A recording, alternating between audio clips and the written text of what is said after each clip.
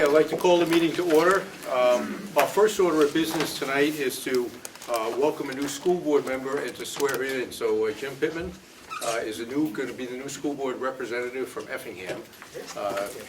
So if you'd stand and take the oath of office. All right, so Do we go to the center of the circle? if you want. Or is this good enough? This is good to me. Okay, great. Okay, so you're just going to have to just read along, okay? All right. I, I, James Pittman, do solemnly swear that I will bear faith and true allegiance to the United States of America and the state of New Hampshire, and will support the Constitution thereof, so help me God, or replace, No, okay. or, Got it. Okay, paragraph 2. I, James Pittman, do solemnly and sincerely swear and affirm that I will faithfully and impartially discharge and perform all duties incumbent on me as a school board member for the Governor Wentworth Regional School District according to the best of my abilities, agreeably to the rules and regulations of the Constitution and laws of the state of New Hampshire. So help me God. well, thank you very much. There you go.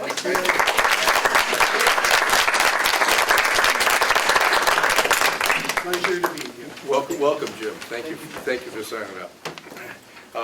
Now, if you join me for the Pledge of Allegiance. I pledge allegiance to the flag of the United States of America and to the republic for which it stands, one nation, under God, indivisible, with liberty and justice for all. agenda review. I have 2 things to add, an athletics request and a report on a trip to the Effingham Planning Board. Okay, thank you.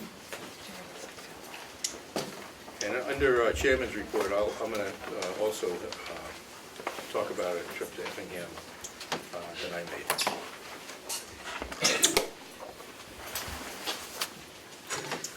Okay, we have a lot of minutes to go over and approve tonight. The first is the November 4th minutes for the Academic Affairs Committee. So moved. Second. Okay, moved and seconded. Those members present, any changes or anything to those minutes? Okay, all those in favor, signal by saying aye. Aye. Opposed? Any abstentions? Thank you. The next is the school board meeting for November 4th. So moved. Second. Okay, it's been moved and seconded. Any errors, omissions, corrections? Is this the one that, yeah, I think if you just go to the last page, Okay. and I could be wrong, but it says the Back Hall Mall is back, run by, is it peer outreach? Is that what it should be? Oh, yes, Yes. peer outreach. Yes. Yeah, Peer, not peer. yeah, pure errors. They're probably pure, but I, Okay. All right, anything else? Okay, all those in favor, signal by saying aye. I, Opposed? Any abstentions? The chair votes aye, thank you. We have 3 Finance Committee meetings. The meeting for November 12th. Do I hear a motion to approve? So moved. It's been moved. Any second? I'll second it because I was there. Dana? Okay. Dana, you can give the second to Dana, please. I think it captured, that was the meeting that we met with the principal, the high school principal, the middle school principal, and the principal of the Lakes Region Vocational Center. All those in favor? Aye. Chair votes aye, thank you. The Finance Committee meeting on November 13th, and that was the meeting with the 6 elementary school principals. So moved. Been moved. Dana? Yeah, second. Dana, second. All those in favor, signal by saying aye. Aye. Chair votes aye, thank you. And the Finance Committee meeting on November 14th, which was the special education presentation and the budget presentation. I move the minutes. Move the minutes. Okay, moved and seconded. I'll second. All in favor? Aye. Opposed? Chair votes aye as well, thank you. And no, the school board meeting, the special school board meeting of November 18th. So moved. Second. Okay, it's moved and seconded to approve the minutes of the special school board meeting on the 18th. Any questions? All those in favor, signify by saying aye. Aye. Opposed? Abstentions? One abstention. Chair votes aye. And approval of the manifests. The manifest being signed this evening total $4,435,595.17. So moved. Second. It's been moved and seconded to approve the manifest be signed tonight. All those in favor? Aye. Opposed? Chair votes aye. Thank you. Okay, public input.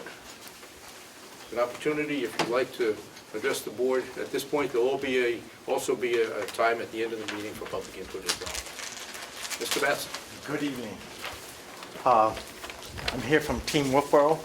1 year ago, Team Wolfboro asked the school board to participate in the national YRBS Youth Risk Behavior Surveillance Survey conducted by the CDC.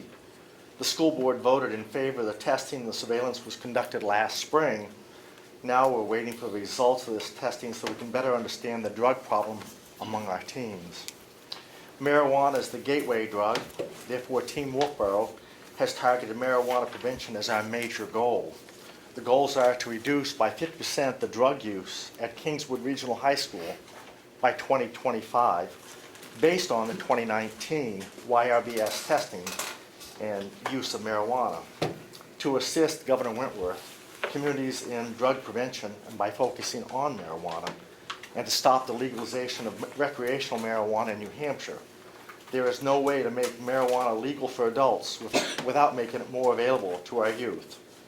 Our prevention efforts will be directed at first use and regular use by educating the students, the parents, and the community. The YRBS results will be beneficial.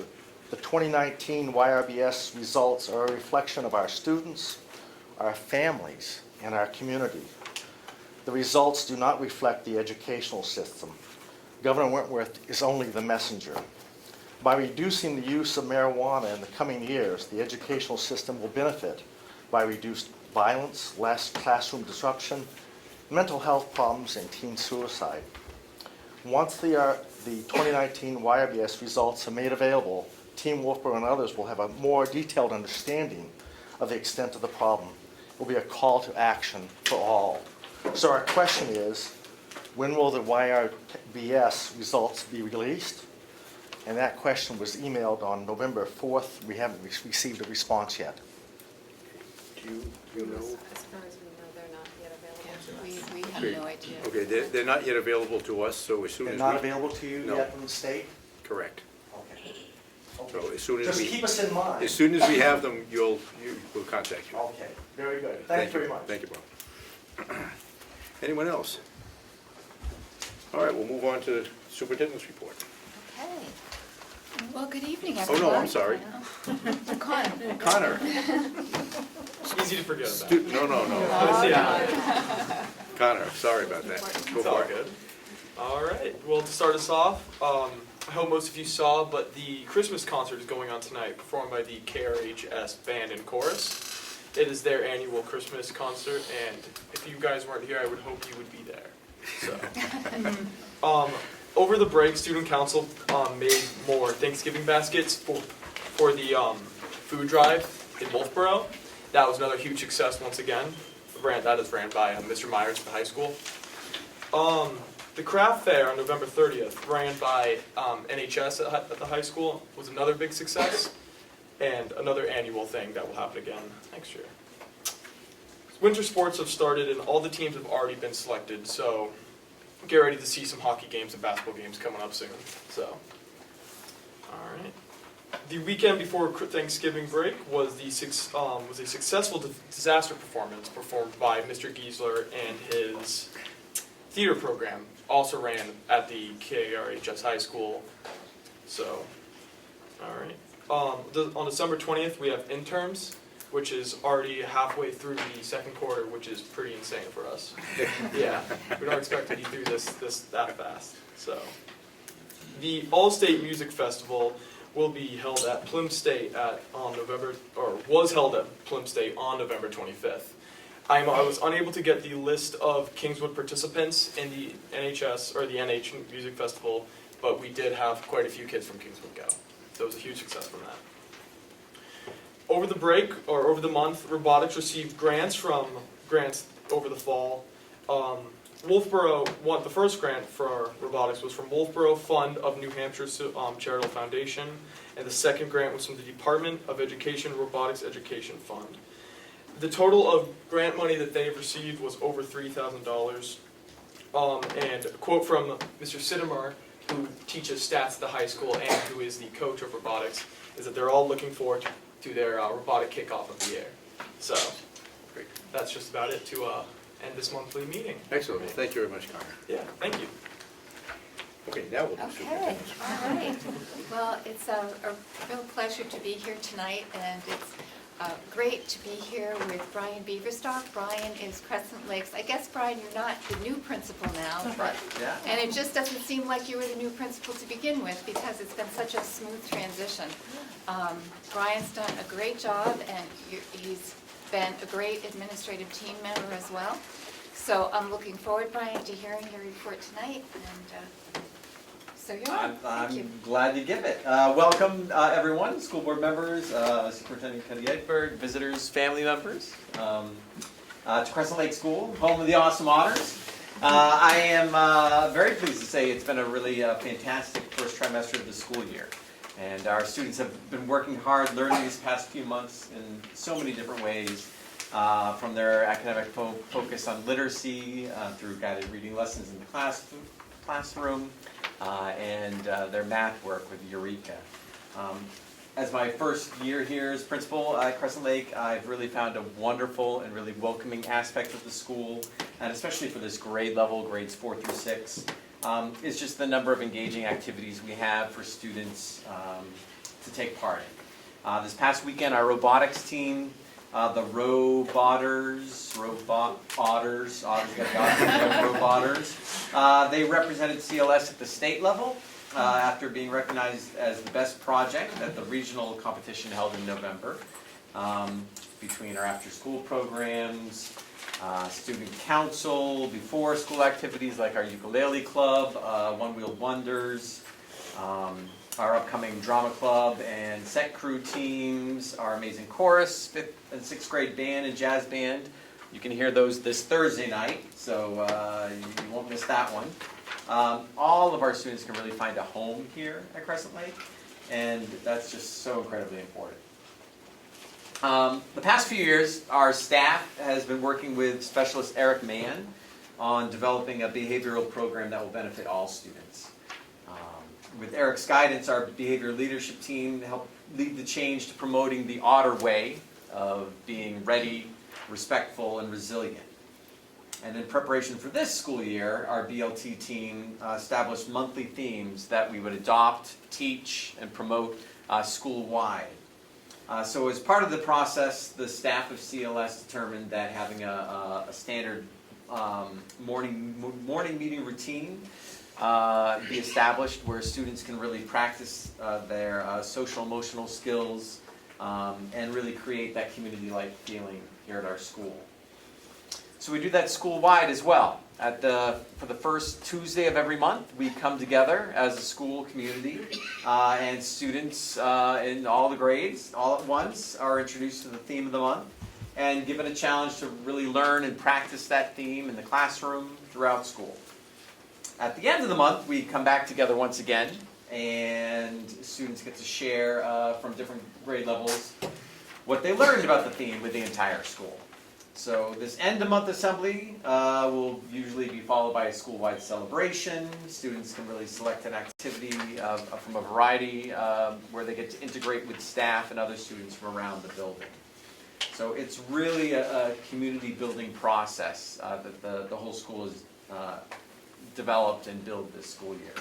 So tonight, you may not have noticed because they're so incredibly patient and quiet, but we have a group of 4th graders over here, and actually our entire 4th grade team, Ms. Evans, Ms. McGuire, and Ms. Cousteau, who brought some of their students here tonight, who we're going to share what a morning meeting's about and things they've learned. And I don't want to steal too much of their thunder, so I'll turn it over.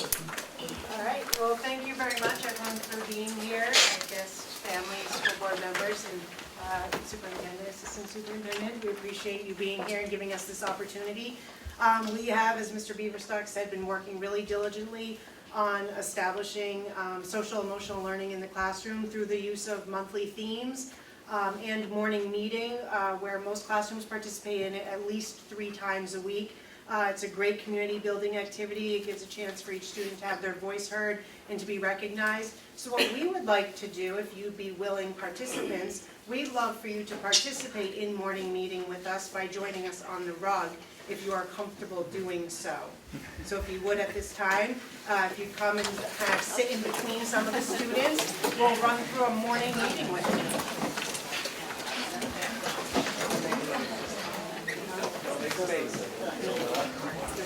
Why do they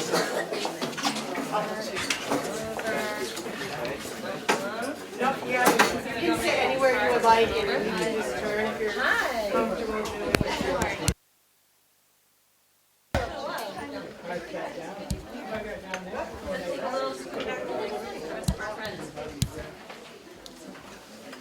You can make a little room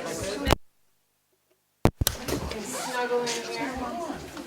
You're comfortable joining us?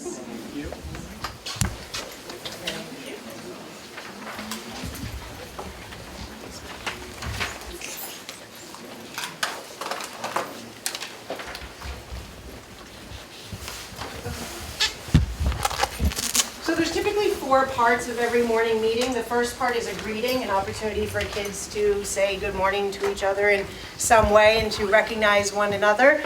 So at this time, if you could take a look at the card that Ms. McGuire has handed to you, what you are going to do is try to find your match, the person that might go with you. So if I maybe could provide you an example, like pancakes would probably go with maple syrup.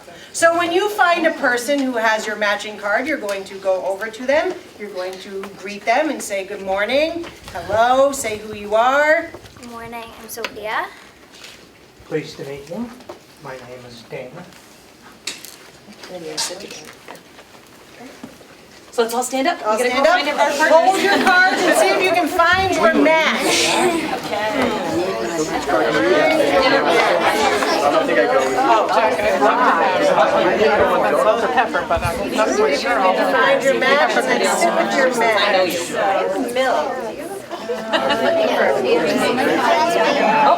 Henry, there you go.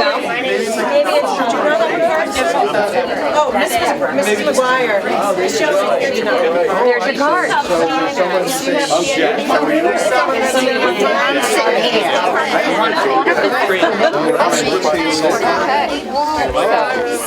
Strawberries here. Yeah. This is, She has strawberries. this is Here, Kira. Right here. How are you? So what are you? We're going French fries too. See, I thought that would be the case. Hi, my name's Jim. My name is Miranda. Nice to meet you. You found your match. We're multiple. We're supposed to sit another part. Yep, sit with your partner.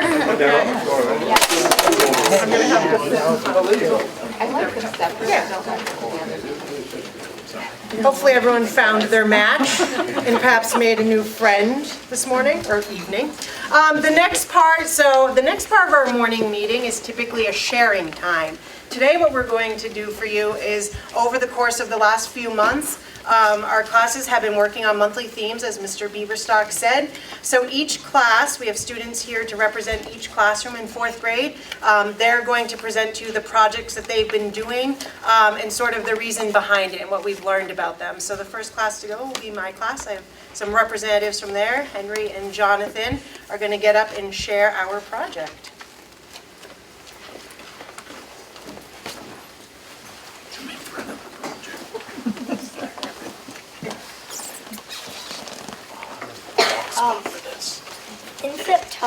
In September, our monthly theme was belonging. Belonging is a feeling of closeness in that you fit into a group. During the month, we learned about acceptance and being part of us as a community. We did this through books and projects. One of the projects our class did was a tessellation project. A tessellation is an arrangement of shapes that fit closely together with no gaps or overlapping. Our tessellation represents each student in the class. Each student's person is different. However, even with our differences, we all fit together to make a larger community. Here it is. Very good.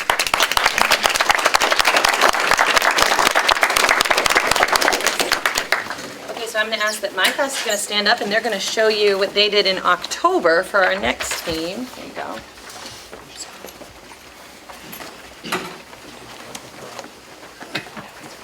In October, our all-school theme was individualism. As part of our work, we talked about embracing the things that make us different.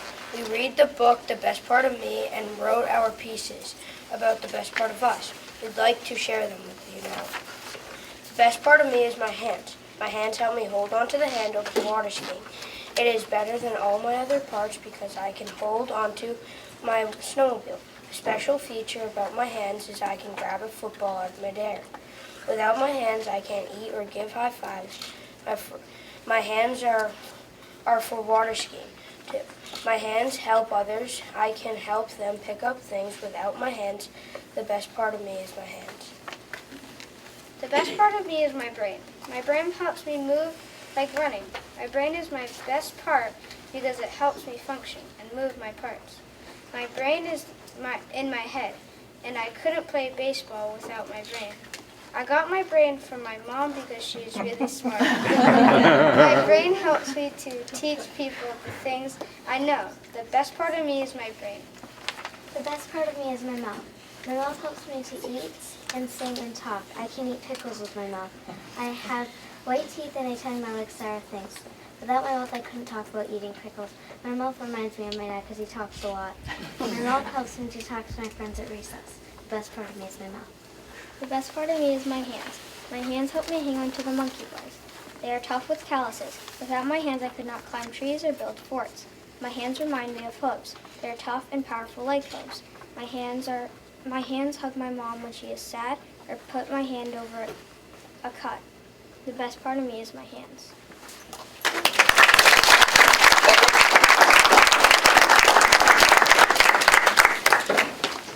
Poor Costello is going to come on up and share our theme from November.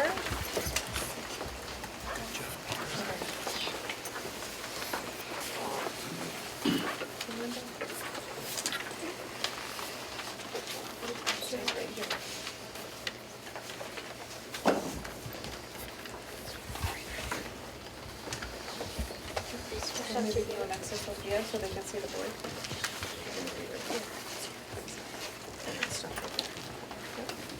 In the month of November, we studied the themes of gratitude and compassion, understanding the empathy for the suffering of others. Dear Mrs. Costello, I love that you are... Oh, hold on. So I picked to write a letter to a teacher that has impacted me. And dear Mrs. Costello, I love that you are my teacher this year. I really like school this year. I am thankful that you are here to help me. Math makes a lot more sense. I know that that is because of you. Thank you, Sophia.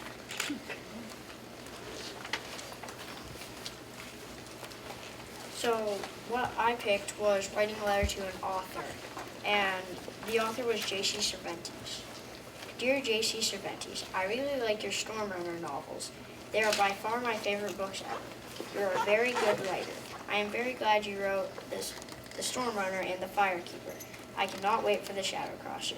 From Holden Bashorn. I chose to write a letter to a community member who makes your community a better place to live, and a new family moved in, and I made friends with two other girls, so I wrote a letter to one of them. Dear Elena, you are a great friend. We have a lot of fun waiting for the bus together. I remember when it was the very first day of school and I first met you. Do you remember when you and Lenora came over? We had a lot of fun. You and Lenora look so good at matching squid hats. I hope you can come over soon, Linda. I chose to create a list of 20 things you're grateful for, and I am grateful for having food to eat, a nice family, nice friends, presents on my birthday, presents on Christmas, that I am able to ski, skate, read, write, do math, have a home to live in, a good school to go to, firefighters to protect our home, snow, rain, and that I have cousins, that I have a caring family, that I have toys to play with, that I have books, and a nice teacher.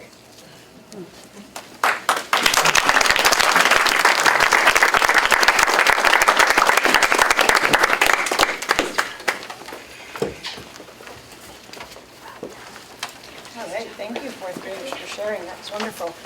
So after greeting and sharing typically is an activity of some sort. It can be anything from games to songs and chants and things like that. So we're going to play a game that the fourth graders played during the month of November for gratitude and compassion, and it's called the gratitude game.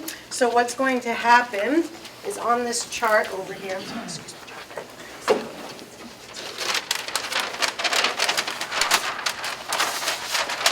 We're going to go around the circle. You're each going to get a chance to roll the cube. Based on the color you land on, you're going to look at the circle up there. So if you land on red, name a person you're thankful for. Yellow, I'm sorry, it's a little hard to see. Name a place you're thankful for. Green, a food. Blue, a thing. And purple is anything of your choice that you are thankful for. So we're going to give each person a chance to go around and do that activity. Would you like to start?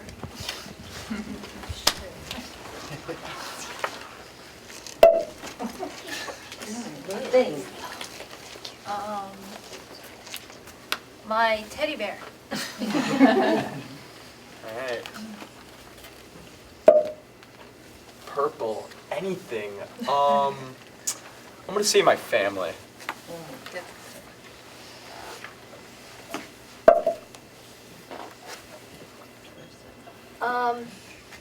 My mom.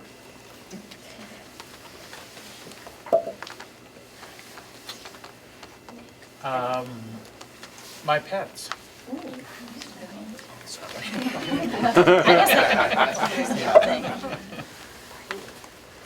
Food, I'm thinking pizza.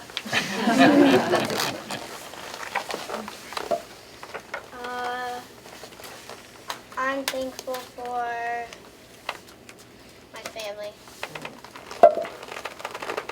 My mom.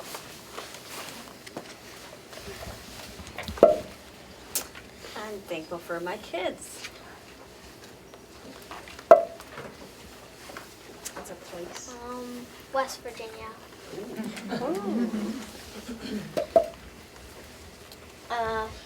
My dad. Thing. My home.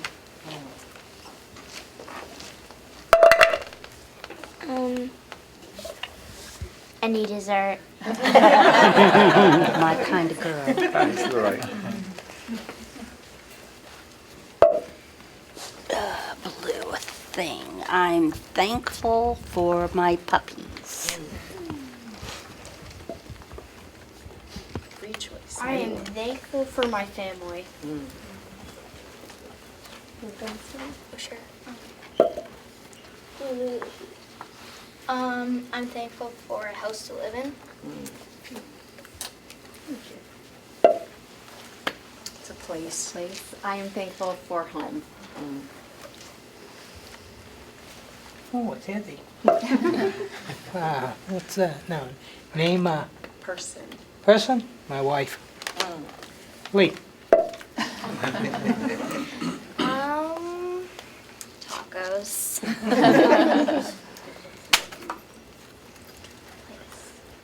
Vermont. Very nice. A person. I'm thankful for my wife, Katie. Who's next? I think, we'll keep going? Should we go back there? Mr. Widmer, you want a chance? Okay.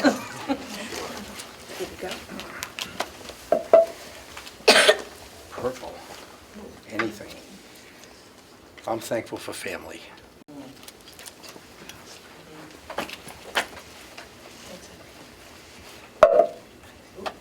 Place.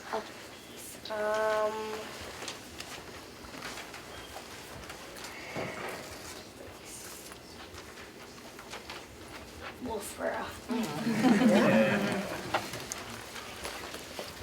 So don't dare do it on the table, make more noise. I'm thankful for coffee.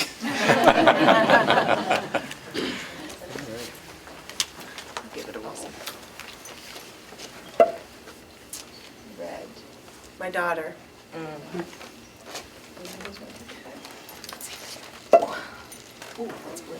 Thing you're thankful for. My house.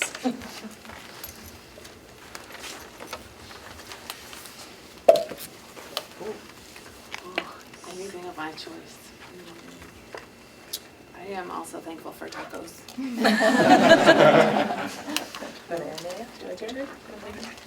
Did everyone have a turn that would like a turn? Great.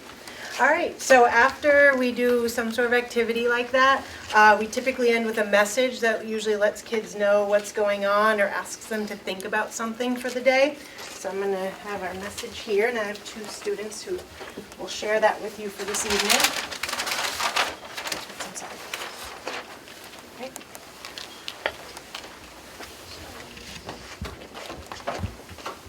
Good evening, friends. Today is December 9th, 2019. It is the beginning of a new week. Let's make it a great one. We have 10 school days until our break. We have learned a lot about being part of a community, individualism, and compassion and gratitude. This month's theme is kindness. I'd like you to take a couple of minutes to talk to an elbow partner about ways we can spread kindness through the district. Be prepared to share. Sincerely, Miss Evans. So I'd like you to take a few minutes with an elbow partner, if you could find maybe a kid to share with, just a couple minutes, and then we'll share a few answers of ways that you could spread kindness throughout the district. This month's theme. Probably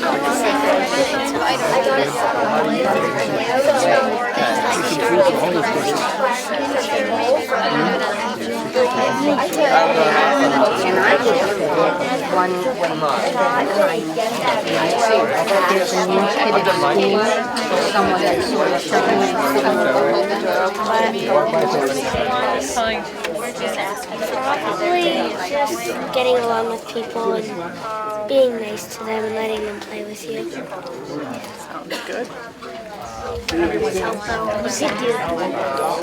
You could not litter.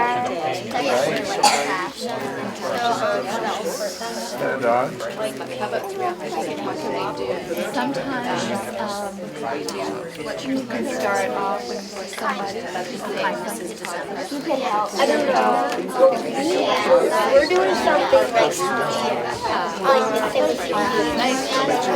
somebody would get cleansed out. We didn't get like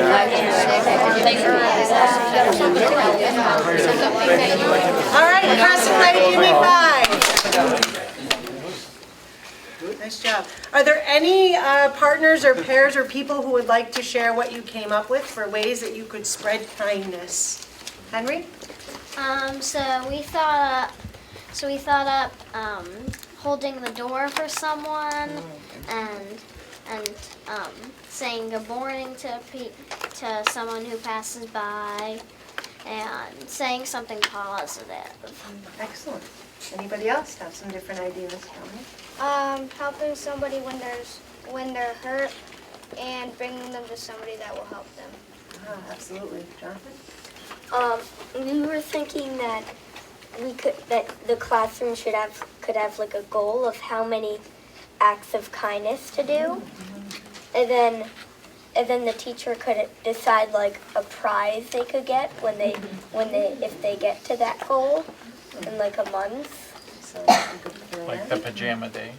Yes. Pajama day.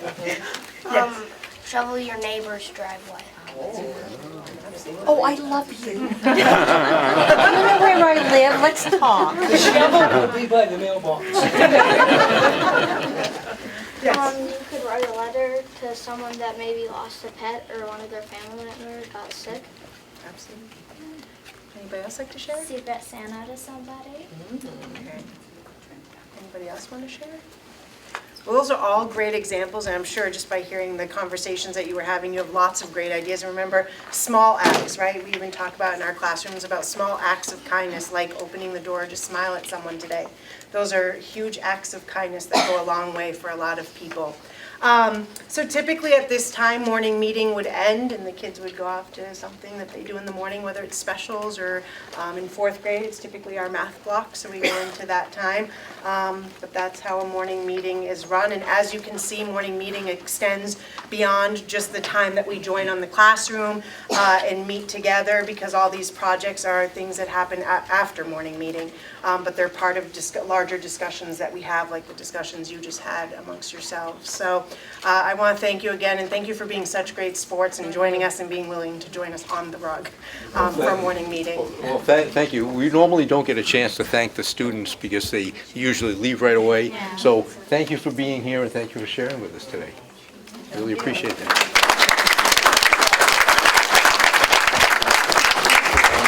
We'll just collect the greeting cards from you. Collect the cards, 4th graders, collect the cards of the people that are around you.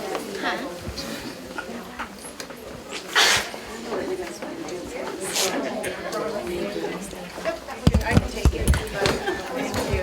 Thank you.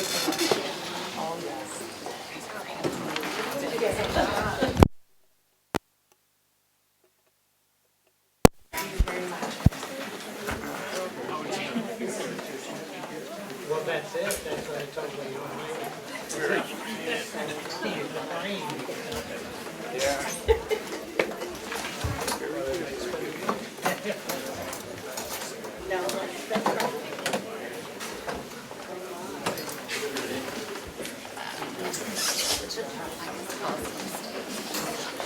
Yeah, I think it's- I don't want to. Oh, yeah. Yeah. Well, I guess so.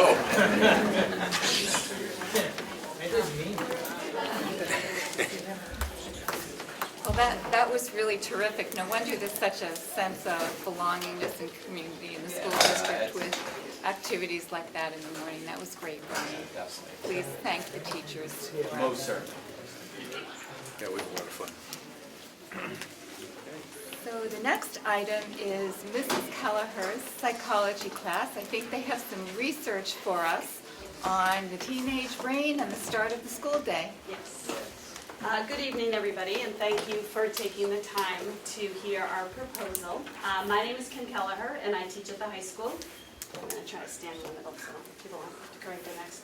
And this past fall, we were talking about the brain, the development of the brain during our intro to psych class, and the point came up about how teenagers' biorhythms change, their circadian rhythms, and they have a hard time falling asleep at night. They stay up later, and they have a harder time getting up in the morning. So the discussion went to, well, why do we have to start school so early then at 7:25? And here we are. So my point to them was, well, if you want to try to change that, then the body that we need to speak to is the school board. So I have two student representatives from my Intro to Psych class here, Brad Peluso and Ben Cochran, who are both seniors. So when we first started, you have to know that there was some real big energy around this, and I had everybody sign up. But as the days get darker and kids' work schedules and sports schedules change, we dwindle down our representative team until 2. So I'm going to hand out some of the research that we just pulled together to all of you, and they're going to talk a little bit about what they learned and what our proposal is. Take it away, guys. So I, as Ms. Kelleher introduced, we're from her psychology class. Our proposal for you is to get the middle school and high school to start at a later time, about 8 o'clock rather than 7:25. The rationale for this is that due to the changes in the brain during adolescence, teenagers have a surge in energy later at night and have difficulty falling asleep. Tired adolescents can lead to difficulty in learning, car accidents, mental health issues, poor diet, and higher caffeine intakes. And here are the facts. So the National Sleep Foundation recommends 8 to 10 hours of sleep a night for teenagers. Sleep-deprived individuals have difficulty focusing and paying attention, making it difficult to learn. Memories are consolidated when a person sleeps. Teenagers are hardwired to stay up later due to their brain chemistry. And in a detailed 2014 report, the American Academy of Pediatrics called the problem of tired teens a public health epidemic. So some advantages of starting the school day later, it would reduce the amount of time that kids are left alone. So when they get home from school, they wouldn't have to wait as long for their parents to get home. Their parents would be there earlier, thus giving them a happier lifestyle rather than feeling like they're secluded most of the day. It reduced health-related issues that come with a lack of sleep. So this could reduce car accidents. It could allow them to improve their learning, which could help them be healthier in general. It could reduce the caffeine dependence. Most students rely on caffeine to stay awake throughout the school day. So by starting the day later, they may not have to rely on it, as they may get more sleep now. It would boost their academic performance. So we did a study throughout the state. Some schools, their students actually do a lot better on tests, quizzes, and work because their school day does start later than ours. It allows students to cope better with their academic responsibilities. So this could allow them to time manage their homework and sports as well.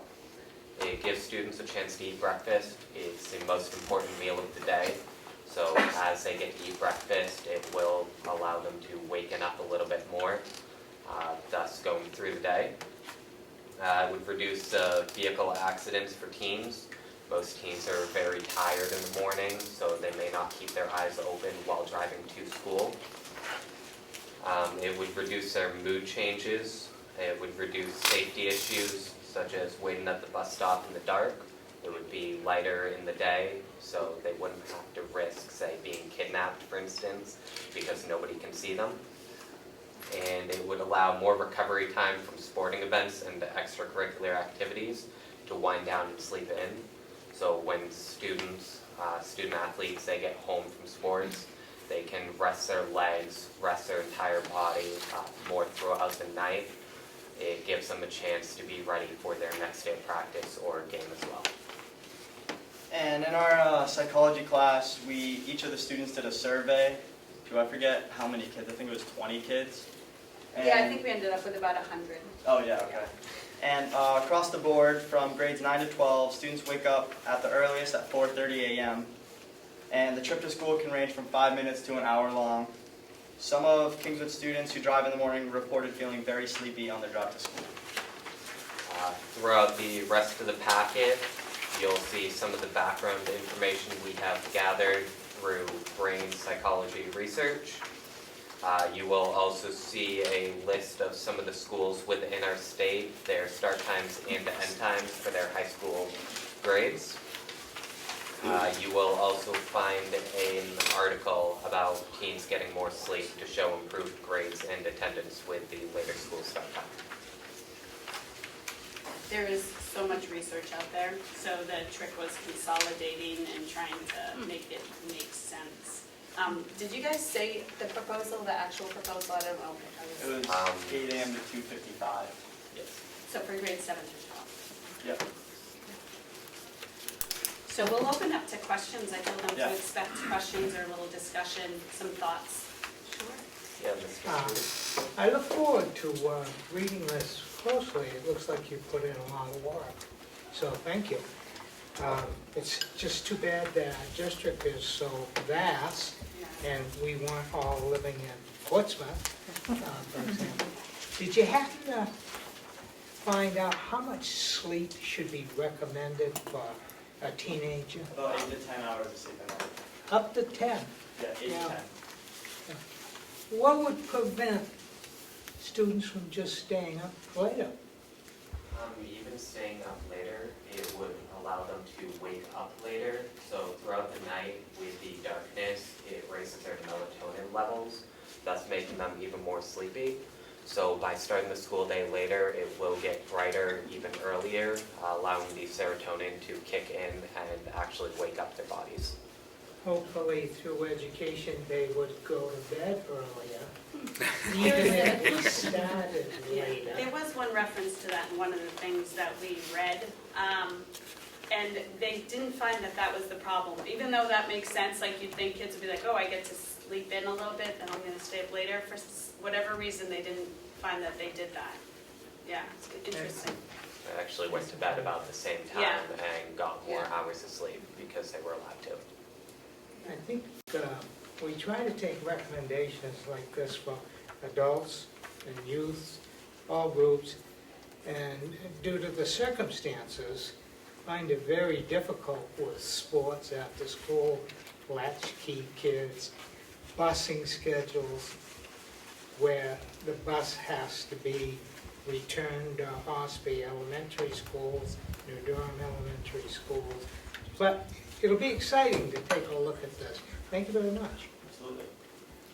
So Brad and Ben, did you contact any of the schools that have implemented it to see what the result has been, if they've gotten? Not us personally, but someone in our psychology class, her name's Liz, she's the one who did the research on the start time and end times. So, I don't think she reached out to any schools personally. Yeah. So that would But be we were interesting. this is just like our planting our idea. We're more than willing to do more research if the board is interested in hearing more. Great.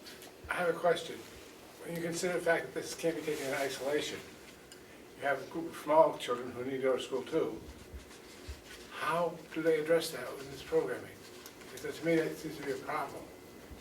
You talking about like a family that has older children and younger children in the Or even same just younger children as a group. I mean, we're going to have a bus schedule that we have to apply to, that you're going to have these kids, the little kids are going to be out in the dark, or they're not going to go to school until 9:30, 10 o'clock in the morning. I would say that's the biggest challenge in this district, is the bus schedule, definitely.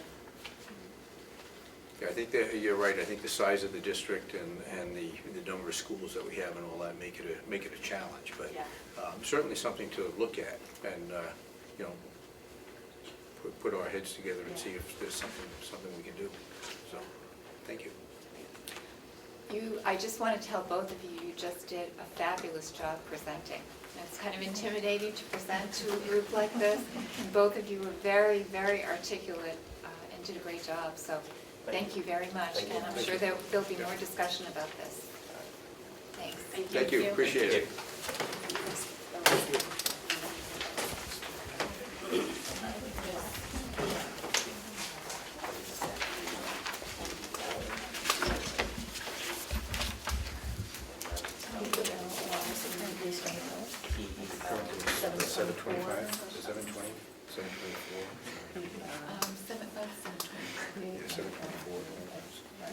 US. And there are two, so it's about 35. Yeah, about two.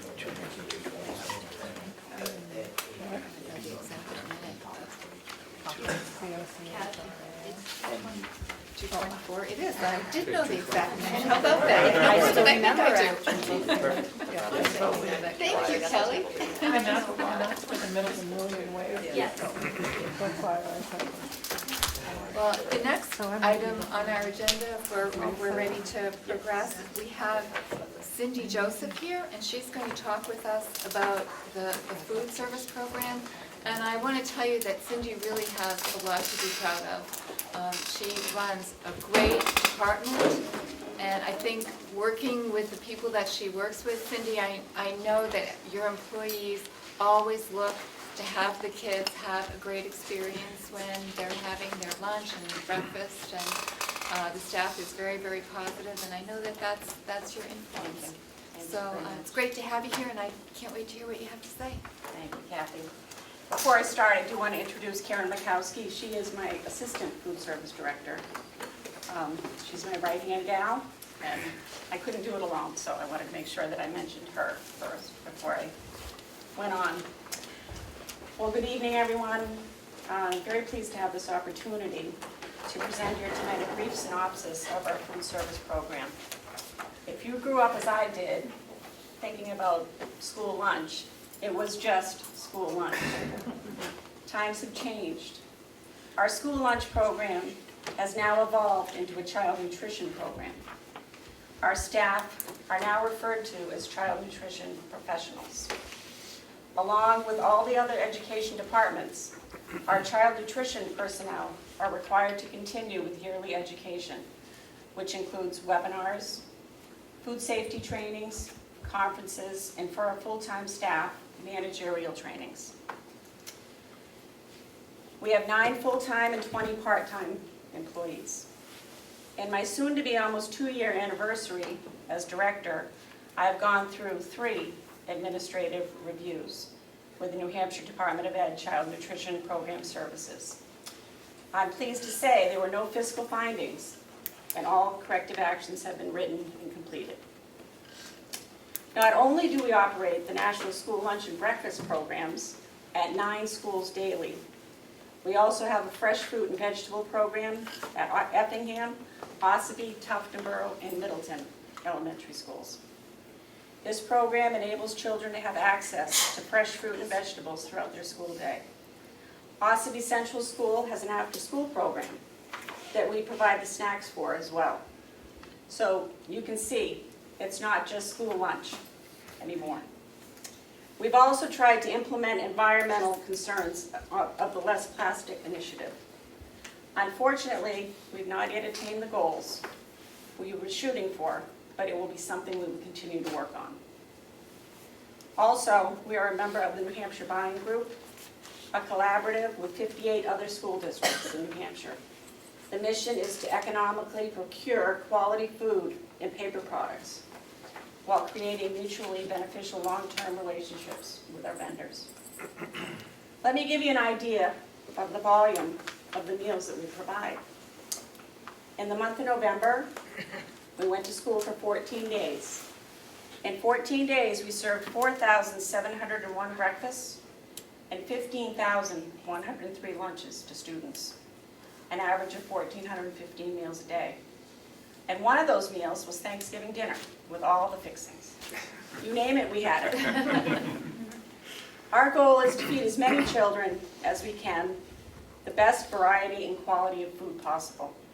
I personally would like to extend an invitation to each and every one of you to come join us for lunch at any one of our schools. To close, I would like to share with you a short video of our dedicated staff and the wonderful work they do on a daily basis. Thank you.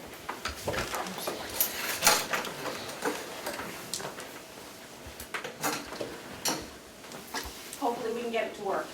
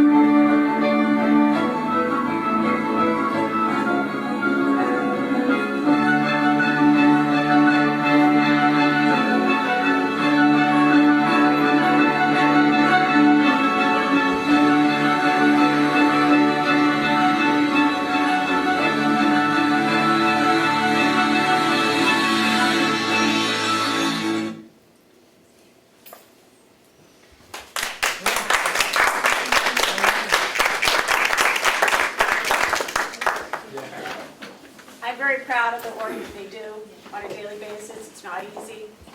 You know, we feed a lot of kids. And I'm always open, my door's open for, you know, the kids to stop in to see me. I work at the high school food service office. I have a sliding window. We communicate a lot with the kids. It's a great job and a lot of fun. So. Cindy, some of those little touches on the video, I think, are especially important to mention. The bananas with the Santa hats. I know Yeah, you that's do so a variety of things like that. That's what I've tried to inspire in my personnel since I've been the director, make it fun.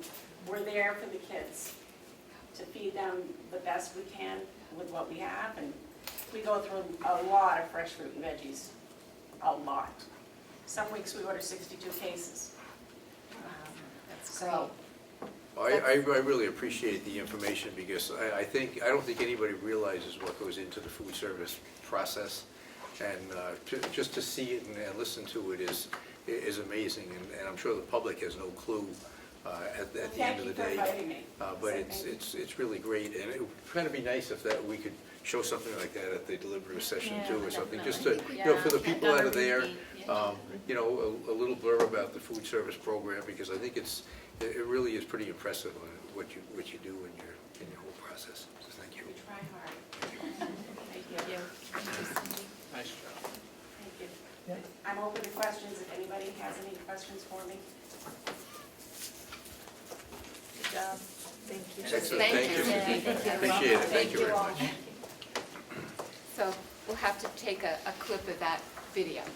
Well, I have a website. We have a website, GovernmentOversite.org, that Karen and I are both working on. We have a lot of work to do with it, but we're hoping to put that video on and, you know, That's tips great. on healthy eating, and, you know, we just haven't had time to do that yet.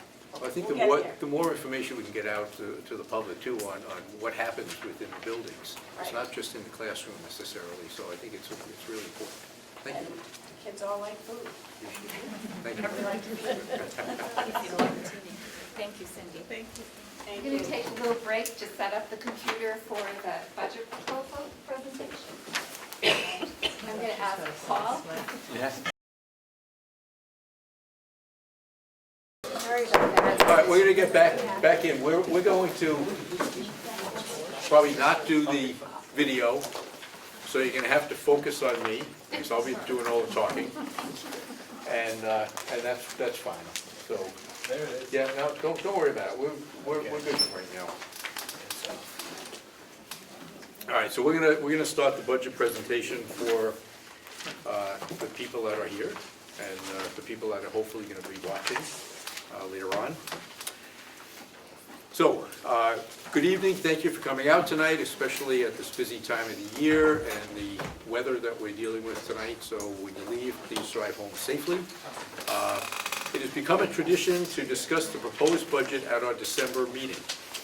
Having the discussion about the proposed budget this month and the budget adoption in January, along with 3 public work sessions, provides the voters with several opportunities to become familiar with the budget before deliberative session in February.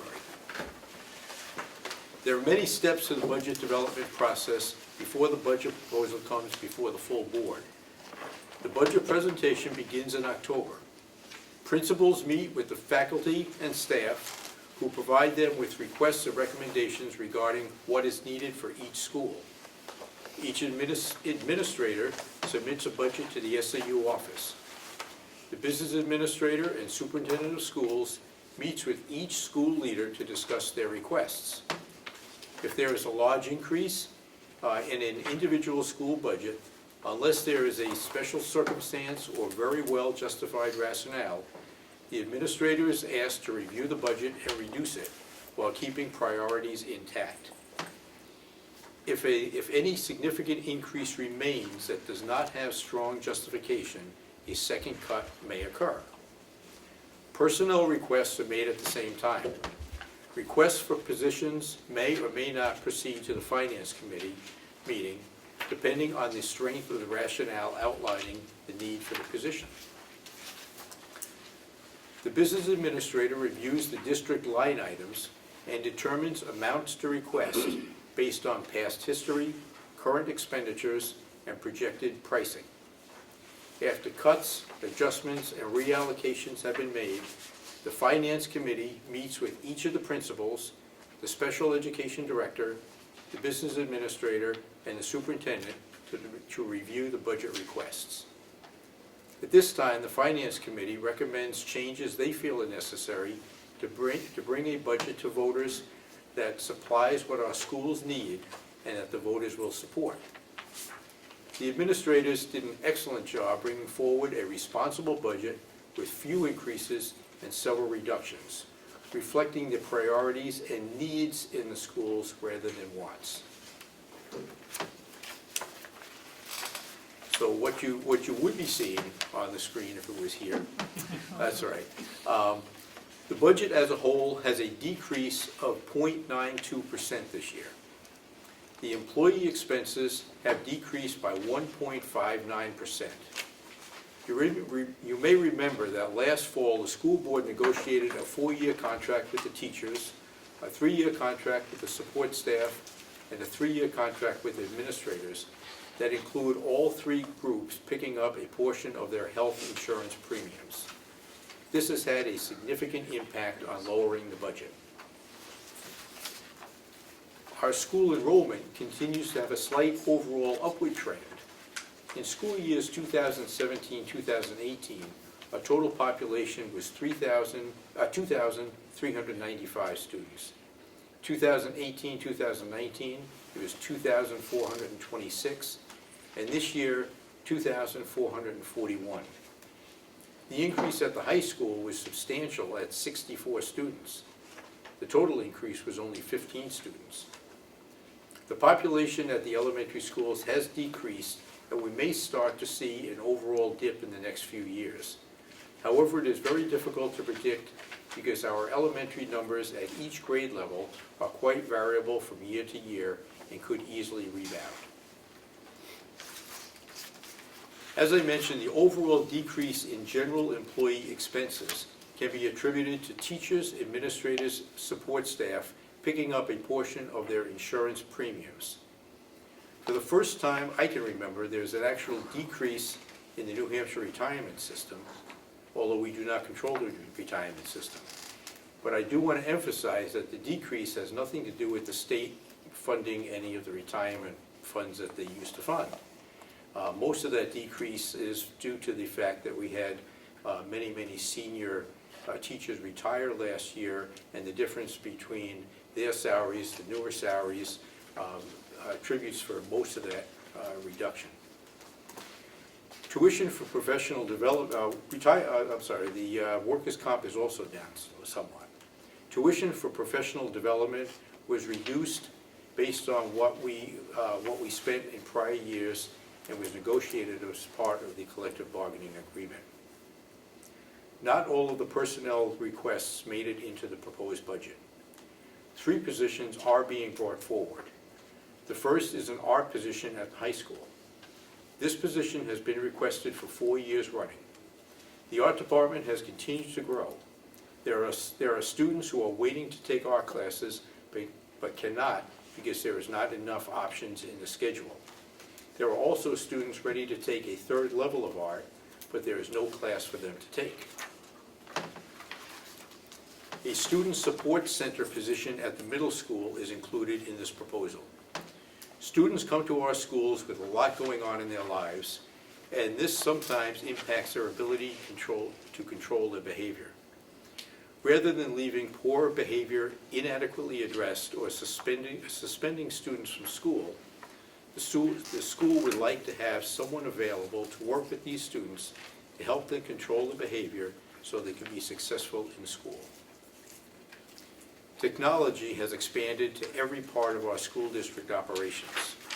From our electronic security systems and our nearly 200 surveillance cameras, 23 servers, firewalls, and the list goes on, without even mentioning the number of computers, laptops, smartboards, and document cameras throughout the district for staff and students and staff. A technology assistant is a much-needed position to help to keep everything up and running throughout the district.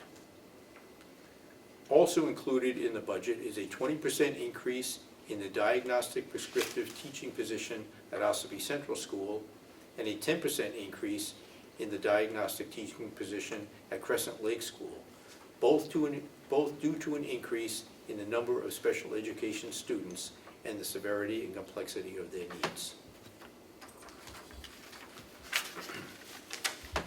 As we continue through the general fund budget, there are several decreases throughout. Those that are most significant are in the IT and Transportation Department. As the IT department continues to upgrade some of our technical infrastructure, laying dark fiber, for example, we are beginning to see the fruits of this labor in a reduction in the cost of some of our technical services. There is a significant decrease in transportation contracted services because the district is anticipating the purchase of a special education van through grant funds that will allow us to do more of our own special education transportation rather than contracting it out, which will be less expensive for us. There are a few areas with notable increases. The increase in health insurance, health services this year is due to an increase in our contract with Huggins Hospital for school nurses. Even with the increase, it is still more cost-effective to work through Huggins for our nurses. The rate for athletic officials has increased, accounting for the increase in that area. The cost of snowplow removal is up and is part of a 3-year contract. The repair projections based on the condition of our buses and vans account for much of the increase in the repairs and maintenance line. Repairs and maintenance of our buses have already cost us $66,000 this year. And the increase in the tuition line reflects students who are currently in out-of-district placements or those specific students who it appears may be placed out of district by the court or the school district. In the second part of the general fund budget, there are reductions throughout. The largest reduction is in new equipment. Last year at this time, technology purchases were made a priority in the budget. As a result, there are fewer needs resulting in a reduction. Testing supplies are up since the state no longer picks up the cost of the data warehouse for test results. The cost of materials and licenses has increased, and the district would like to purchase a program tying the grade reporting system more closely to the curriculum. The computer media software increase is the actual price increase in items that are needed in the transportation department, including the GPS system on the buses, the TransFinder, the program we use to do the bus route schedule, as well as the software licenses that are required annually. And finally, this year, replacement of furniture is a priority. We have tables, desks, and chairs that have been in a couple of our schools for at least 25 years, are in ill repair and need to be replaced. In the past few years, we've retired our debt for Ossipee, Effingham, and New Durham bonds.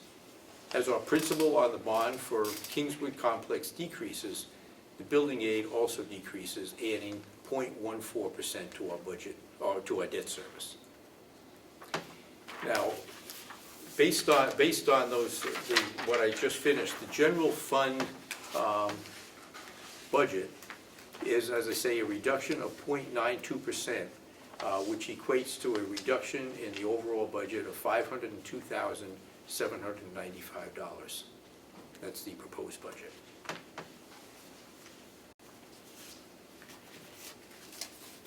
Under warrant articles, each year we present a capital improvement warrant article in order to protect our assets and provide a safe and healthy environment for our students. The Building and Maintenance Committee has put together a list of repairs and improvements to protect our buildings and our students. The list is very long and starts with our most critical priority, roof replacements. The roof over classrooms, the kitchen, and the back loading area at Effingham School and portions of the roof at Tuftonboro Central School need to be replaced. A few other examples of projects include bathroom floor replacements at Carpenter School, bathroom floor replacements at Crescent Lake School, outside door replacements, upgrading security at the main entrance at a few of our schools, and repairing concrete and tar sidewalks at several schools. The total cost of the projects that are on deck is $272,380. So we are not going to be able to do all that is needed, and will defer less urgent projects to next year. And this is the $200,000 warrant article that we ask for each year to cover these non-regular maintenance items.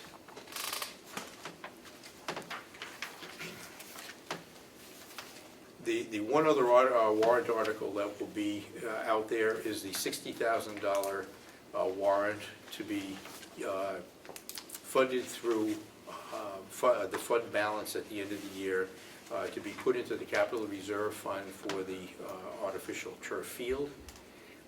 Again, we're on track to have enough money put away when that field needs to be replaced.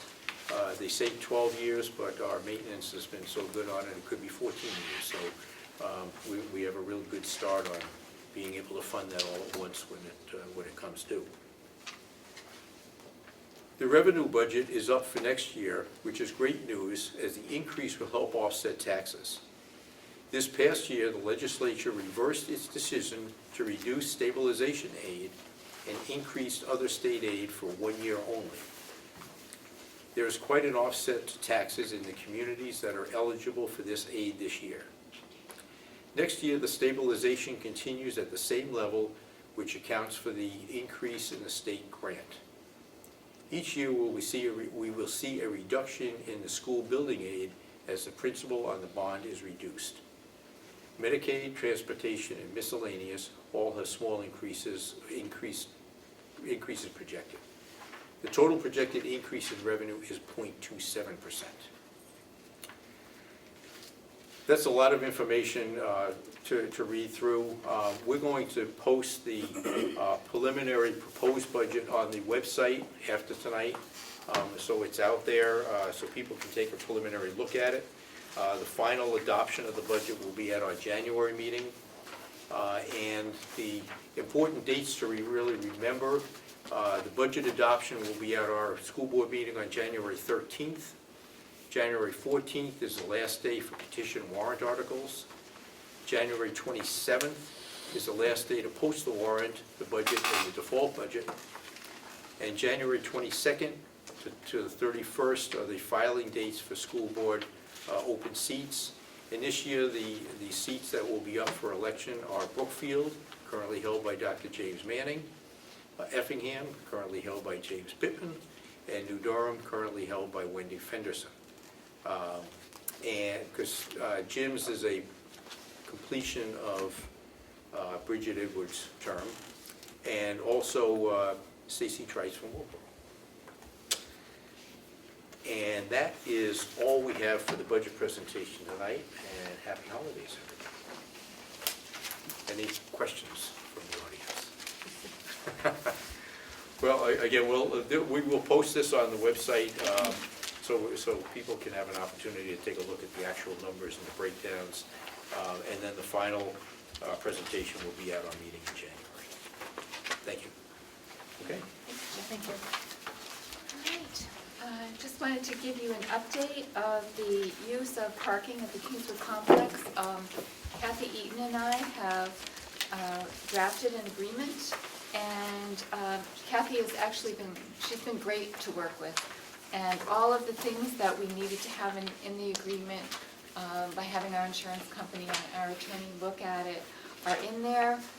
They will be carrying liability insurance at the level that we're requesting. There'll be no alcohol, vaping, etc. in the trolley when the trolley's on school property. There'll be a sign on the entrance to McManus Road, but that sign will be approved by the district. And there's a provision that that GWRSD will have no liability for damage done to any vehicle while on the property. And the term it will probably be variable from year to year depending on when school starts, but for this year the term would be July 1st to August 30th because we've got a late school start date. So it's kind of exciting. I think it's going to work well, and there will be passes available for students and staff. So that's a nice feature to it too. So I think it's great, and it's a real simple contract, which I kind of like. It doesn't get into a whole lot of legalese. Yeah. So, and we should have a motion to approve this. Sure. Can I just, Sure. on number 3, I'm assuming that the one directional sign would be double-sided, correct? I hadn't really given that a lot of thought, but Okay. I guess I would assume that that would be what they would want to do. Okay, It and the makes only sense. other thing is, with it, I'm assuming being right at the entrance to McManus and Route 28, you'll probably need approval by the state as well. Yeah, that will be, Kathy will have to take care of that. Okay. Because I'm just concerned where it says approval, that I didn't want her to misunderstand that once we No. give approval, they can put it up. Right, no, that's something that they're gonna have to do. It's just, she'll go through the regular process for getting approval for the sign, but the sign will be something that Governor Wentworth feels is something that should be there. Gotcha, okay. Okay, so I look for a motion to approve the superintendent to sign the park and ride agreement as presented. So moved. Second. Okay, moved and seconded. Any other questions? Okay, all those in favor, signal by saying aye. Aye. Opposed? Chair votes aye. Thank you. Next on the agenda is the letter from the New England Association of Schools and Colleges. And the high school, of course, was waiting for the accreditation letter, and we did receive our accreditation, which is terrific. The accreditation itself, I don't think anyone was the least bit surprised that we earned the accreditation. I think what folks were waiting for was to see the commendations and also to see the recommendations. I would say the commendations are really nice to read, and the recommendations were really no surprise. The majority of the recommendations came from the self-study that the school did and are very, very much in line with the plans that we have K-12. So it's nice because now we have a high school report that has things in it that mirror things that are in the middle school report, that mirror things that are happening at the elementary school level. So we'll have a nice K-12 progression as we tackle some of these things, which is terrific. So I'll just pick a few things. I don't want to read the whole report. It's in your packet, but maybe for the public to pick out a few positive things.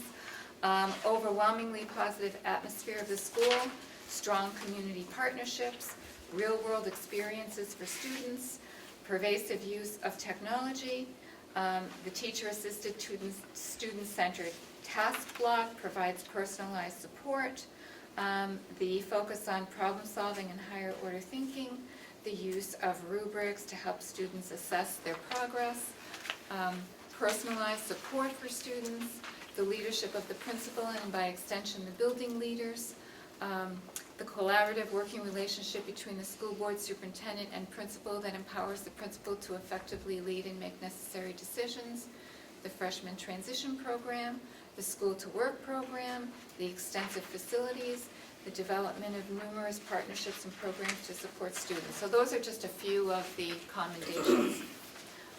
The recommendations.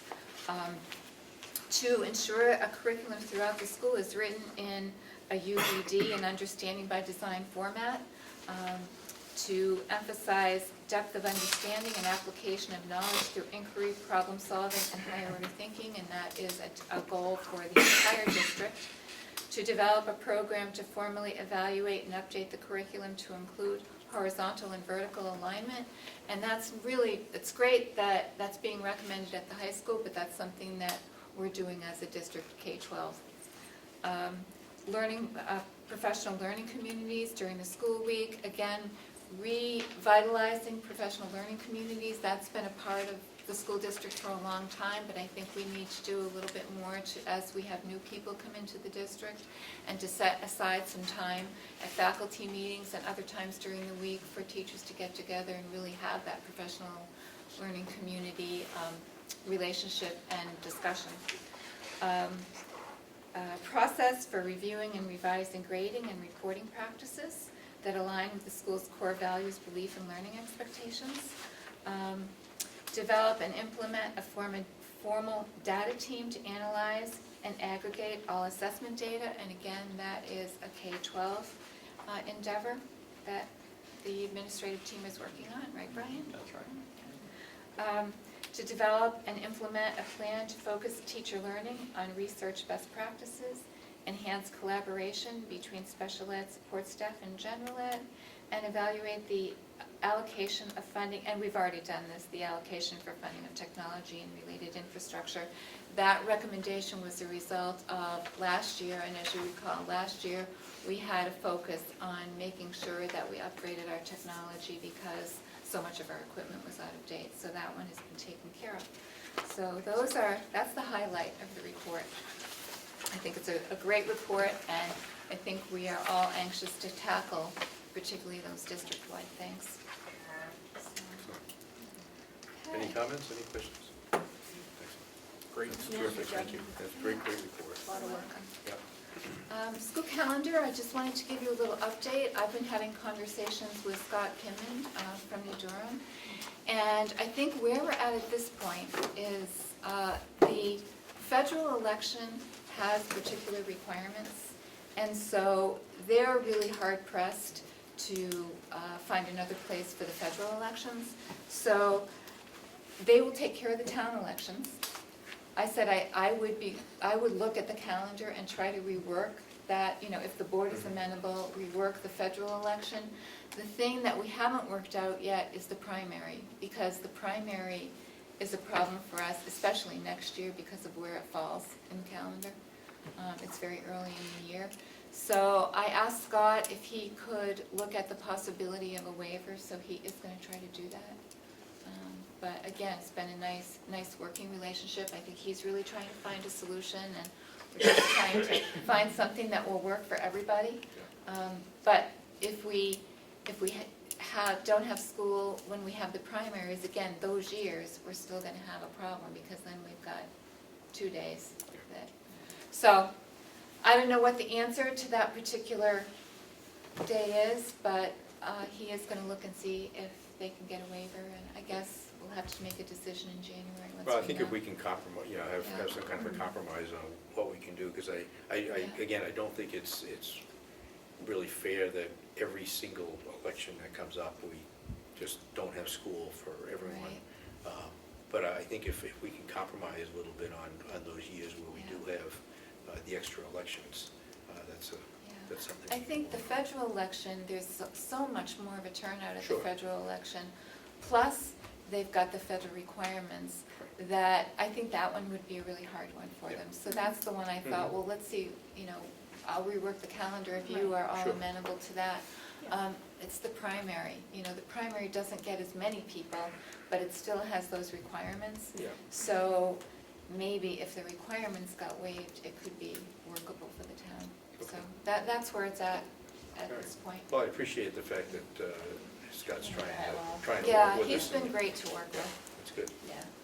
So. All right, good. All right. Update on the storm drainage. I think you've seen the letter from Jim Rhines. Yeah. He walked the property with Mr. Hatch and explained what he saw as the reason. Of course, he did the study. He did the topographical study. And I think I was with him. I walked the property as well because I wanted to see what was there too. And I think he explained everything in great detail. It was really very interesting. I'm glad I went. And I think Mr. Hatch was pretty satisfied that it really wasn't the result of the work that we did on the school district property. It was really other factors that was creating the problem. So I think that's been resolved. Good. Good. And, all right, field trip information. We have the annual field trip, which I think is one of the favorites of the kids. And it is to the ecology school in Home Spring, Maine. And you'll remember that they do this every year and really enjoy it. So I'm just informing you that that's the plan. And you're likely to see 2 more of these because Crescent Lake and Effingham are going at the same time. So, which will be really nice because they're all going to come together eventually at the middle school. So it's nice to have the schools coming together a little bit earlier and the kids mixing. Which school is this request for? This one is New Durham. New Durham.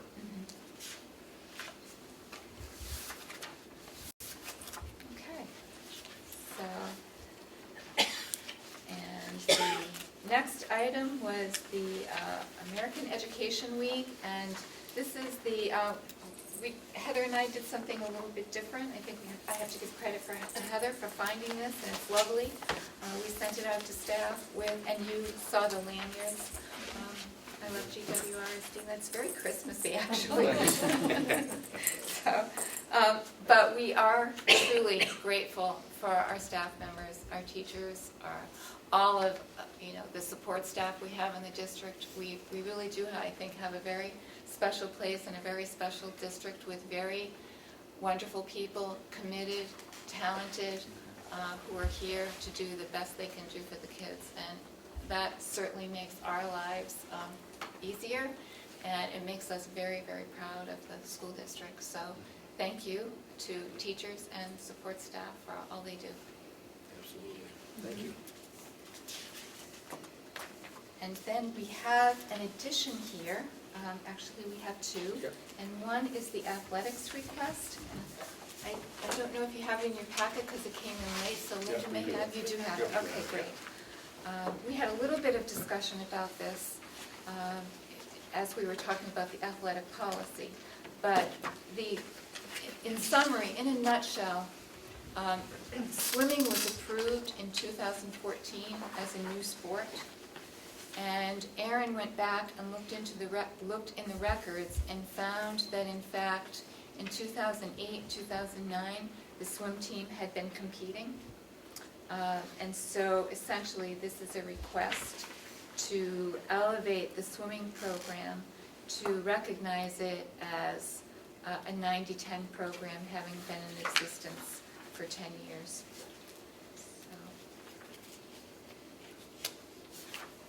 Some of the discussion that we had in academic affairs was whether or not this should be funneled into the policy and whether an evaluation of the sport should occur before there's an upgrade. So that certainly is something that we could request of Aaron. So where do we want to go with this? Do we want to, is there still more work that needs to be done with it, or? With the policy? Yeah. Yes. There's, I think one more meeting, and I think we'll be there. I would, based on the possible revisions we'll make to the policy, not jumping ahead too far, but it doesn't, we're not turning the policy upside down and changing it. We're making some revisions. But personally, I feel like I guess this is a two-part. This is, it still needs its official 5-year review. And then do we look at kind of granting an exception based on the information Aaron has found that this isn't really at its 5-year, it's at its, I think he said 12-year really. But I'm not aware if that official 5-year review has been done yet. Never was done. Okay. Right. So before this came out, we were under the impression that swimming would be coming up for it this year. Okay. And So we should really wait to see that, get that official 5-year. Well, one, wait for the review. Yeah. I feel, and then second, what that financial impact, depending on the potential policy change, as far as the funding piece, and whether or not we have the money in the budget to move forward with accepting it now, or do we need to wait until that's in the budget? Okay. But I would recommend that we at least wait until the budget, the policy's finished. Okay. Hopefully next meeting. Okay. And next meeting will also be the adoption of the budget, so. So the way I understand this though, Kathy, is that if we were to accept Aaron's request, there would be increased funds available for them in this current 2019-2020 That's what they'd be looking budget. at. Yes.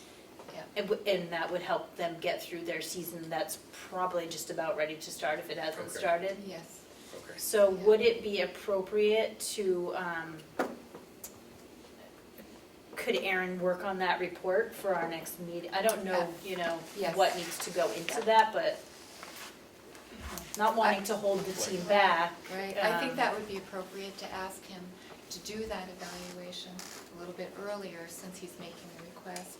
And then when the policy is done, the evaluation is done, everything will line up. So I'd be happy to do that if that's what the board would like to do. Because we would be looking at swimming being self-funding, 100% self-funding this year versus 90% covered by the district, which is a significant difference. But something that they're right, the moment is here for them. Okay, yeah, I think if we can push them for that information, that would be good. Okay. All All right. Great. And then the last thing before I ask Jack to talk about the School Boards Association is the Effingham Planning Board. Kathy O'Blennis, myself, and Jack Bingham from Barrington Electric, and Jim Pittman was there, which was great, and brought a little contingent with him of supporters, which was very nice. And Jack did a very brief presentation of the project, a lot of good questions, and a lot of very strong support, I thought, from the planning board. I thought it was a very, very positive meeting, and I have the feeling that Effingham will really be proud to have a solar project in their community. So it was really a great meeting with very nice reception from the planning board. So that's all I have. All righty. On the New Hampshire School Board Association, I'm assuming you all got your packet for the resolutions that are being put forward. There was a lot of discussion at our last meeting about the new resolutions going forward, and the executive committee had recommended some wording changes to the original proposals by the school districts that put their proposals out there. So I think we're in very good shape. The delegate assembly is the last weekend, the last Saturday in January, which I'll be attending. I'm not sure if Wendy is going to attend or not. But we'll see. We'll have at least one of us will be a voting member anyway. But generally what winds up happening is, we approve the ongoing resolutions that are already there. And then the new resolutions are discussed in the afternoon session, and discussion from the members in the audience. We generally get about at least 40 or 50 school districts present at the delegate assembly, which is really a good number. People take a interest in it. And what the resolutions that go forward are lobbyists from the New Hampshire School Board Association works in the legislature trying to get things moving forward. You'll see some of them in there. My favorite topic is the New Hampshire Retirement Fund that we're pushing, that still goes out there. So it's really a good process, and if there's any questions on any of the resolutions that you have, certainly let me know, and I can bring it back to the full board, the School Board Association. But I think we're moving in a pretty good shape. We did lose our liaison to the legislature last year. The gal who was doing it had family commitments, and she's a fairly young person. She has some kids to take care of, and the time commitment was just too much for her. So we're hiring an outside firm that kind of specializes in legislative coordination and all that, until we find somebody full-time for the School Board Association. But I think everything is working well. Right now, Barrett is taking the lead on spending a lot of time in Concord at the legislature, trying to work with the different committees that have things to do about education. Besides the retirement issue resolution, the resolution about the state funding their unfunded mandates, yes, I think is a really significant one that's in here. Yeah. And part of my wonder is, after this goes to be voted on and accepted, if we looked at some of those, which really affect our taxpayers. Absolutely. And then found a way, either as in a letter to the editor or an article or something, that articulates to the towns the push that the School Board Association is making to support local towns. I think it's good for people to hear that. Yeah. No, I agree 100%. I agree 100%. Thank you. Okay. So we'll move on to the chairman's report, and I do have, if I can find them.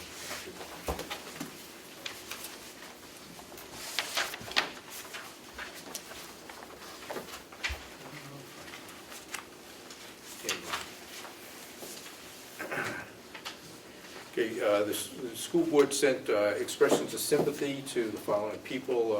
Barbara Melnick on the passing of her brother, Stephanie Milligan on the passing of her father, Norm Breton on the passing of his mother, and Karen Tracy on the passing of her mother. So those were notes sent by the school board.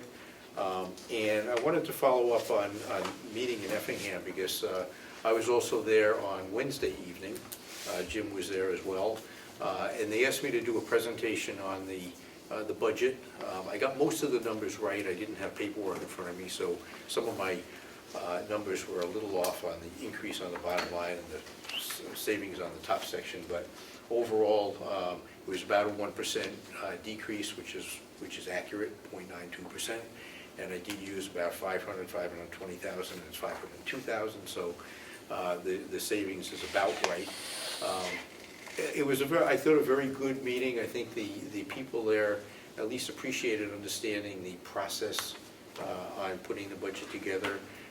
The fact that we're trying to do everything we can to bring a reasonable budget to the taxpayers. I did emphasize the state lack of funding for the retirement fund, account. Also the stabilization money. It's nice that it's back this year. I don't know what's going to happen in 2 years when a new legislature gets elected, whether that's going to make a difference or not, and the stabilization grants will be there or not. But I think it was important for them to understand, and the few people in the audience that were there, I thought, understood that everything that we put together in a budget and some of the tax impact is somewhat out of our control. And I like to try to keep emphasizing that. We do everything we can to minimize any increases in budget. But when the state takes money away from us, it makes it very difficult. So it was a good meeting. There were some other discussions that we had about the funding formula, which we'll talk about a little later. All in all, I think it was great to get out in the community. Jim was there again, which was great. But to get out to the community, and I'm certainly willing to go to any community that asks for, a budget process or anything else that we want to talk about. And I thank Tim for inviting me to do that. I think it was a good process. So, okay, moving on to committee reports. Academic affairs. So, the policy on the athletic team should be coming in the next month or two. So we finally, after getting kind of sidetracked in related issues, we are honing in on making some changes. So sooner than later, I'd say. Sounds good. Building and maintenance. I don't really have anything other than what was mentioned about Barrington Electric giving a presentation to Effingham. Look forward to them giving another presentation at the deliberative session for everyone. Excellent. Excellent. Finance, obviously you heard the preliminary budget tonight. We'll have the full presentation in January, which will be the final budget adoption, and then that will be put together into the PowerPoint presentation for the deliberative session in February. And I have nothing for human resources today. Advanced planning, you can see down below there's a lot of stuff going on in the next several weeks. Tonight, December 7th, high school concert. Okay. The 7th. Oh, you had this ahead of time. That's passed. Okay, that's okay. Tomorrow night is OSPE. Wednesday night is the middle school. Thursday is Tuftonboro and Crescent Lake. And then on the 17th is New Durham and Ossipee, and on the 18th is Effingham and Carpenter. So a lot of activities leading up to the Christmas break. So tremendous amount of things going on. And that's it for advanced planning. Public input. Well, Go I ahead. would just You're like to part of public. Yeah. I would just like to say that I was taking pictures of the parade, and your high school band looked fantastic. I think it was the first time in 30 years, maybe, that they actually look had great. uniforms. Yeah. And I've been around to the sandwich fair and seen the other high schools and seen them in uniform. And it was really nice to see Kingswood in uniform. And someone commented to me just this week that he thought there was a visiting band that was hired because it sounded so good. Well, that's and they looked so good. So I passed that along to Bobby Burns. Great. It's just a great program. Excellent. Thank you. Thank you for sharing that. Anyone else? Okay. Seeing none, we'll move on to closing comments by board members. And let's start over with Kelly. I don't want to put Jim on that seat. I just wanted to say that the middle and high school play was very good. They did a fantastic job, and they had a lot of younger kids. There was only like 2 seniors, which means that they're going to be coming up doing really awesome shows in future. So that's what I got. Thank you. Connor. I really enjoyed Miss Kelleher and her students' presentation on why us teenagers need more sleep. And I agree with it 100%. So, yeah. Sounds good. All right. So, yeah, we can go right around here. Go ahead. Okay. Sure, why not? Just wanted to thank the students that were here tonight and all that they do. And I forgot what the name is of that picture where it really resonated with me that the shapes might be, everyone might be different, but the shapes fit in together. Oh my God. Thank you. That was great. Really cool. I'm just very grateful to Cindy and Karen and the child nutrition services that are provided here in the district. I get a chance to check in with them from time to time, and the amount of work, never mind the paperwork side of it, but what they do for our kids to just try to hear them and respond to their needs it's nothing short of amazing, and just really thankful for them. And I think Mr. Rogers would be very proud of our kids' presentation. Yeah. He'd like our neighborhood. Well, ditto as far as Cindy and the food service program. We are very lucky to have them. And I want to thank Brian. Brian, that activity was great. Please tell the teachers we enjoyed it. It's been a long time since I've done morning meeting. I used to do it. I loved it. So it brought me back. So it was great. It was very fun. Alrighty. Yeah, the kids are always great, but every time I enjoy it just as much, or not more as last time. So pass our thanks along again to them. Thank you. Well, thank you, Brian. It was great being here. I have to echo that the play was fantastic.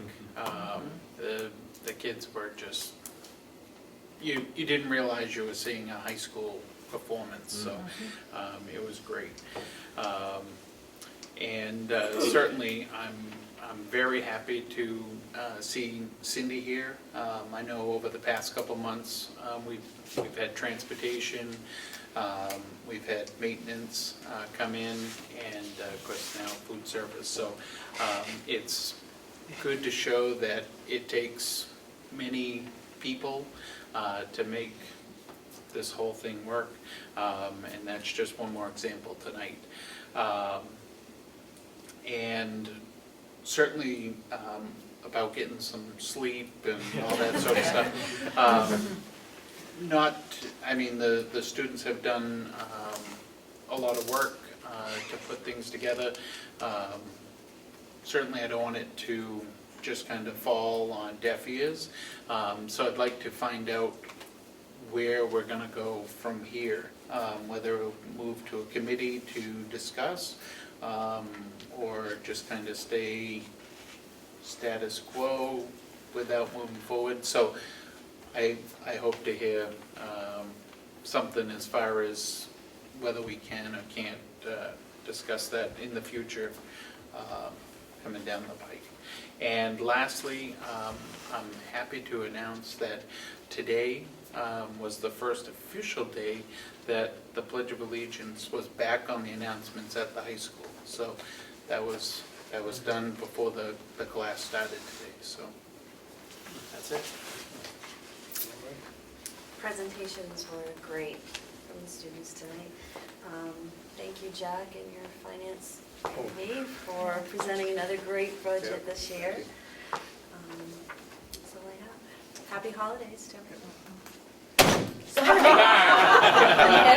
It goes all the way to her. I thought I was going to get it.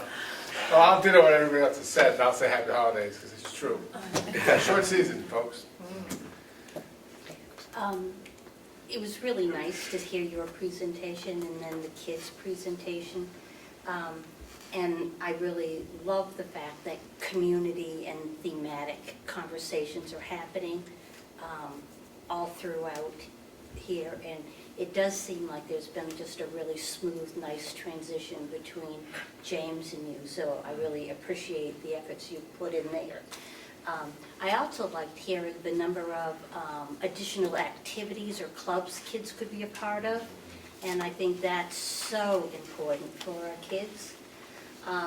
And finally, in not having been on the board last year and not having been a part of the faculty last year, it was really nice to see how well the negotiations team and GWIA did on negotiating the health benefits and coming to an agreement so that those financial savings for the taxpayers is significant. And I think that should be out there. Thank you. Appreciate that. Dana. Thank you very much for hosting the meeting. And with social media as it is today, and lack of verbal communications, it's really nice to see activities like this taking place in the morning at every level. And then, of course, with emotional awareness and how to handle crisis. And then also the psychology class. It's nice to see current issues being discussed, researched, and presented in a way that's meaningful. And like I said before, I'm looking forward to reading this at home. And again, happy Merry Christmas and Happy New Year, and thanks. Jim. Well, thank you. First, I just want to thank everybody for your warm welcome. I'm really looking forward to working with everyone here. I think it's going to be really interesting and engaging. Then I'd just like to say, I think you may know my wife, Katie McCarthy, and for years, she's been telling me about morning meeting. And I finally got to experience it. So I thank you very much for that. She'll be tickled to hear about it when I get home. Thank you. Thank you for being here. I love these signs you have created. When I walked in the door of the hallway of the school, it's like the first thing, and how the messaging on all of them is a little different. And I don't know if that just started this school year, or if it's been around a while. I haven't noticed it before, but it's a great idea. I think it was last year that they put them in at the end of last year at some point, but it is great to be able to change it around and either do it for the month or for events coming up. Yeah, It's Mr. Arenella's artwork, Yes. right? Yeah, it's great. Yeah, Mr. Arnell, our new teacher, our art teacher, created the design. Absolutely. Well, Brian, thank you very much. Again, my favorite part of these meetings is working with the students. I mean, they're just great. I think that was a great activity. Looking at the budget, I certainly appreciate all the hard work that the administrators put in to bring a budget and the requests to the SAU office that made sense. I think we're very fortunate that way that we have administrators that understand that there's wants and there's needs. The needs are the important piece. The wants are fluff a lot of times. And if we can do it, that's great. If we can't, again, we have a responsibility to taxpayers, and we try to present the most economical budget we can. So I really thank the administrators for bringing that to the board. And happy holidays, everybody. So I will entertain a motion to go into non-public under RSA 91A, semicolon 3, paragraph 2, for a legal matter and a student matter. So moved. Second. All those in favor, Jim, just say aye. Dana? Yes. Krista? Aye. Jim? Aye. Yes. Tim? Yes. I'm in? Okay, we're in, thank you. Can we get a photo first? Thank you And- for the pen. We're missing Wendy. One other thank you to Marie. Yeah. Oh, please thank Marie, yeah. Thank you to Marie. Can't forget that. She always goes so out of her way for us. Above and beyond. Yeah, always. And she is not in food service. No, she's not. I think she missed some of her calling though. Welcoming service. Hospitality. Yes, exactly. Well, thank her very much. Thank you. Thank you, Brian.